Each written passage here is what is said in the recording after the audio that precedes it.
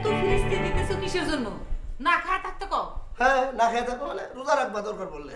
এক বেলা খাবার রাত্রের বেলা, স্বাস্থ্য ভালো থাকবো। স্বাস্থ্য সকল সুখের মূল। ওই যে শুনো নাই আমেরিকার রাজপথে। ভাবি, ভাইয়া, বেয়াই তো আবার গেছে। হ্যাঁ, আবার বলাইছে? না না, এবার তো বাসার থেকে যায় নাই, আসল জায়গার থেকে গেছে। কই গেছে? বেয়াই মনে হয় পাগল টাগল হয়ে গেছে। বেয়াই জানি রুমের ভিতর কি কি করে, একা একা দাঁড়া দাঁড়ায় কথা বলে, দেয়ালের সাথে কথা বলে, আয়নার সামনে দাঁড়ায় কথা বলে, পাগলের মতো আচরণ করে। রাতের বেলা যখন ঘুমায় থাকে হাতকা ঘুমের থেকে লাফ দিয়ে ওইটা বলে, আই মেয়ে খবরদার আমার সামনে আসবি না, আসলে কান গাল থাপড়ে দাঁত ফালাই দিব সবকিছু। কি কি জানি বলে। অভিনয় প্র্যাকটিস করে, মনে হয় সিনেমায় নাম লেখাইবো। না না ভাইয়া, এবার খুব সিরিয়াস। আমার কাছে মনে হয় কি ওই মেয়ের কাছে ছেঁকা খাওয়ার পর এমন একটা ধাক্কা খাইছে যে ধাক্কাটা সে নিতে পারে নাই, এর জন্য তার মানসিক অবস্থা এরকম হয়ে গেছে। তার একটা কাজ করা যেতে পারে, একটা বিয়ের সাথে ঠিক করে বিয়ের সাথে দিয়ে দিলে, অন্য কোনো মেয়ের সাথে থাকলে একটা সুন্দর সময় কাটাইলে তার মানসিক অবস্থা আবার ফিরে আসতে পারে, অথবা তারে পাগলা করতে ভর্তি করানো যেতে পারে। আমারও তাই মনে হয়। আরে আমি রাস্তাতে সেদিন যাইতেছি, দেখি কি এরকম করে একটা মেয়ে যাইতেছে, এরকম করে মুখ আটকায় যাইতেছে, যদি উঠতে খেয়ে পড়ে যায়, দাঁত ভাঙে। আমি তো ভয় পেয়ে গেছি, মনে হয় পাগল হয়েছে। চুপ থাকো তুমি, কিসের পাগলা কারণ?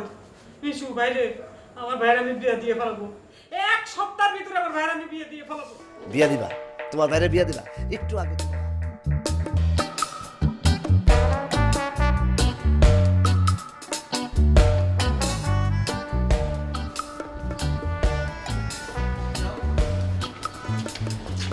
তুমি আবার এদিকে আসছো কেন? তোমার আমি আসতে মানা করছি এখানে? মানে কি আমি আসবো না? আমি তোমার কাছে আসবো না, এটা কি বলো? তোমার আমি আসতে মানা করছি নাকি সেটা বলো। মানা করছো, এটা তো তুমি মন থেকে বলো না, আমি জানি। আমি মন থেকেই বলছি বাবা। না, তুমি এটা মন থেকে বলো নাই। প্লিজ তুমি এরকম করো না আমার সাথে, তুমি এরকম কেন করো? আমি তোমার একটা ব্যাপার ক্লিয়ার করতেছি, যেই ছেলে ফোন অফ থাকে, যে ছেলে আমার ফোন ধরে না, ফোনের মাঝখানে ফোনের লাইন কেটে দেয়, তার সাথে আমার কোনো রিলেশন নাই। আমি তোমার সাথে আমার রিলেশন এখানেই ব্রেকআপ করতেছি। বাবা, তুমি ব্রেকআপ করতে পারো না, তুমি বুঝতেছো না। ওই ফোনের সব ঝামেলা ওই বিয়ের জন্য। বিশ্বাস করো, বিশ্বাস করো, আমি এরকম না, আমি এরকম করতে চাই না, বিশ্বাস করো। ওই বিয়ের জন্য এরকম হইতেছে। তুমি আমার কথা বুঝছো আমি তোমারে কি বলছি? তোমার সাথে আমার কোনো রিলেশন নাই। না না, এটা ভুল বলতেছো তুমি, ভুল বলতেছো। বিশ্বাস করো, এরকম হইতে পারে না। তোমার সাথে আমার রিলেশন না থাকলে আমি অনেক কষ্ট পাবো, আমি থাকতে পারবো না একা। তুমি এখনই আমার চোখের সামনে থেকে দূর হও। আমি যাবো না, প্লিজ তুমি আমার সাথে চলো, আমরা ঘুরতে যাবো। তুমি এখনই আমার চোখ, তুমি এখান থেকে ভাগো। তুমি এরকম করো না, প্লিজ প্লিজ, তোমার দুটো পায়ে প্লিজ, তুমি এরকম করো না প্লিজ। তুমি আমি রিলেশনটা পাই না, please please please please please, এরকম করো না প্লিজ। তুমি বুঝো না কেন? ওই বিয়ের জন্য হইতেছে, আমি এরকম না রে ভাই, আমি এরকম না। তুই যাবি না লিখে না? না, আমি যাবো না, প্লিজ তুমি আগে রাগ ভাঙবো, তারপর যাবো।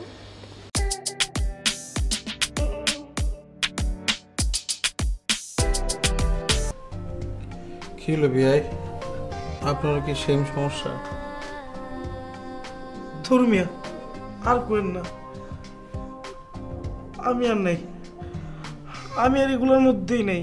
আসলে আমার লেগে এগুলো না, আমি কোনো প্রেমে নাই, আমার লাইফে কোনো ভালোবাসা নাই, আমার লাইফে কোনো বিয়ে শাদী নেই।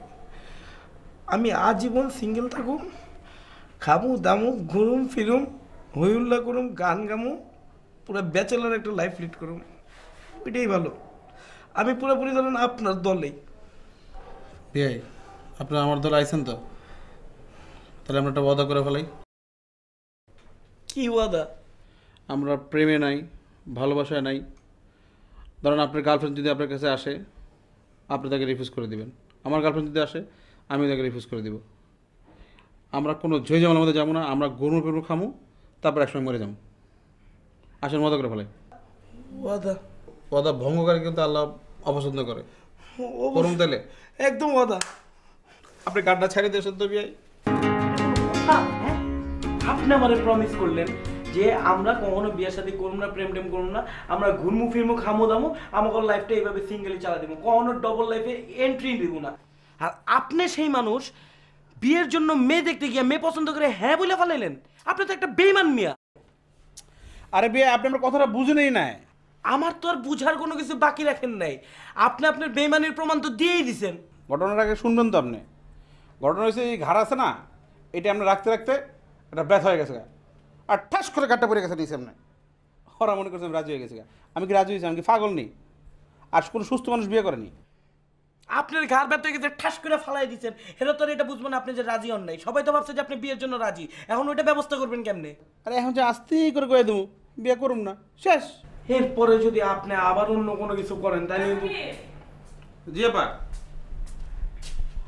তোর সাথে তো কথা বলা দরকার। কি আর কয়টা মেয়ে দেখবো আমি? হ্যাঁ,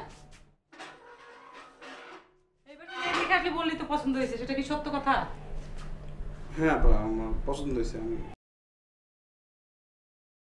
করবা? এটা হচ্ছে তুমি যদি মনে করো যে তুমি মেয়ের সাথে আলাপ করবা, কথা বলবা, আলাদাভাবে জানবা তার সম্পর্কে, মেয়েরও সে ধরনের ইচ্ছা থাকতে পারে, তাহলে আমি মেয়ের মার সাথে আলাপ করে সে ব্যবস্থাও করতে পারি। আপা করেন, আমার কোনো আপত্তি নেই। ও শেরওয়ানি, পাগড়ি, জুতা, যা কিছু লাগবো, ফুল, বাসর, ডেকোরেশন, খাবার দাবার, সমস্ত দায় দায়িত্ব কার?